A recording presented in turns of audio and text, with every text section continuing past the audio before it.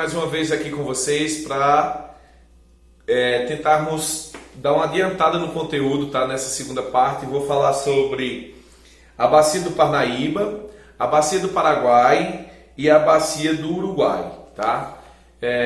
No caso, são 12 bacias hidrográficas presentes no território brasileiro. Eu estou dividindo por aula para não ficar tão cansativo, cada vídeo não ficar grande, tá certo? Vamos lá, vamos conhecer um pouquinho sobre as características da bacia do Parnaíba. A bacia do Parnaíba abrange o estado do Piauí, tá certo? Maranhão e Ceará, drenando aí 3,9% do território brasileiro. Essa drenagem ela é desigual, tá? Ou seja, gera problemas socioeconômicos na região, porque a gente sabe que a maioria dos rios que drenam para essa bacia, os afluentes, eles são rios intermitentes, são aqueles rios que secam durante o ano, trazendo aí problema de déficit hídrico, tá certo?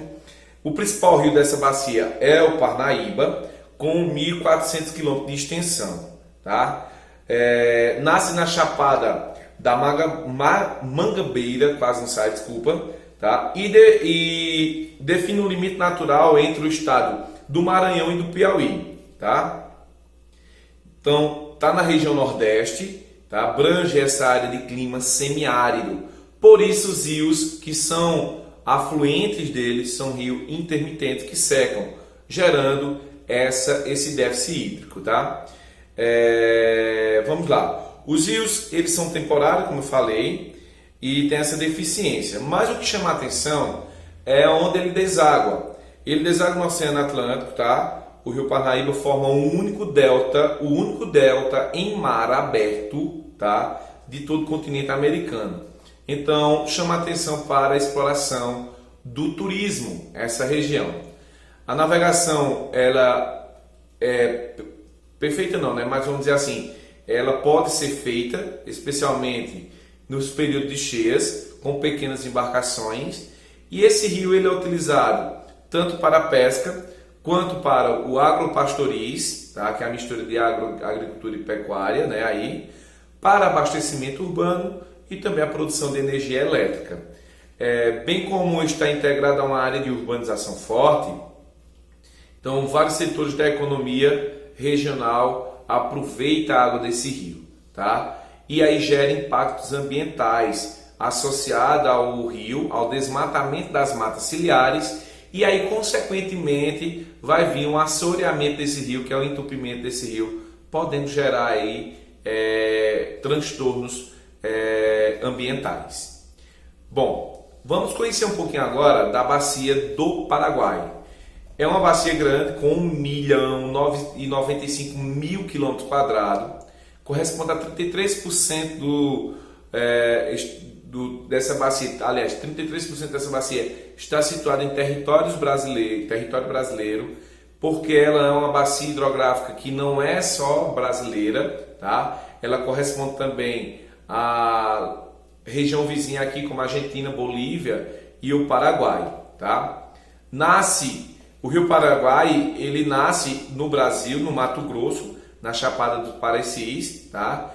E desloca em direção ao sul do país e drena uma região de 2.621 quilômetros até sua foz, né? A foz dele é no Rio Paraná, tá? Limita-se aí com os limites Paraguai e Bolívia, é dividido pelo rio aí que estamos falando, tá certo? E esse rio drena também a região do Pantanal Mato Grossense, que é uma área de preservação permanente, porque já foi definido como patrimônio nacional pela Constituição de 1988 e a Unesco também reconheceu como patrimônio natural, tá? É aproveitado principalmente para navegação. Na década de 70 se desenvolveu ali um projeto de cultura de produção de soja e a criação também de gado, e o rio entrou nesse contexto de exploração, tá? Os agropastoris vem gerando aí desmatamento e uma vasta área verde foi aí devastada. Os solos ficam expostos e gera o transtorno dos assoreamentos dos rios, tá ok? Vamos lá A última bacia dessa videoaula, a bacia do Uruguai, corresponde aí a 174.533 quilômetros quadrados, corresponde a 2% do território nacional. Intenso dinamismo econômico no setor agroindustrial, a bacia do Uruguai faz parte desse sistema agroindustrial, e pelo considerável potencial também hidrelétrico, aí é como eles são explorados, beleza? O Rio Uruguai é o principal dessa bacia, tem 2.200 km de extensão, tem a confluência, ou seja, a junção dos rios Pelotas e Canoas, percorrendo aí o estado de Santa Catarina, Rio Grande do Sul, na direção leste-oeste. E tem uma elevada densidade demográfica nessa região, ou seja, muita população, que favorece ao desmatamento e, consequentemente, ao assoreamento do rio. Minha gente, eu quero que vocês percebam o seguinte, que sempre a interação homem com a natureza traz problema de ordem ambiental. Nesse contexto, as bacias hidrográficas brasileiras sofrem muito com o processo de urbanização e o desmatamento, gerando aí o assoreamento desse rio. Como consequência, o que é que temos? Cheias dos rios, porque o meandro é onde o rio está drenando, a calha desse rio fica rasa, então há uma certa tendência de transbordar por conta da grande quantidade de chuva que vem, e não tem a calha desse rio suficiente para drenar essas águas que é proveniente das chuvas, tá certo?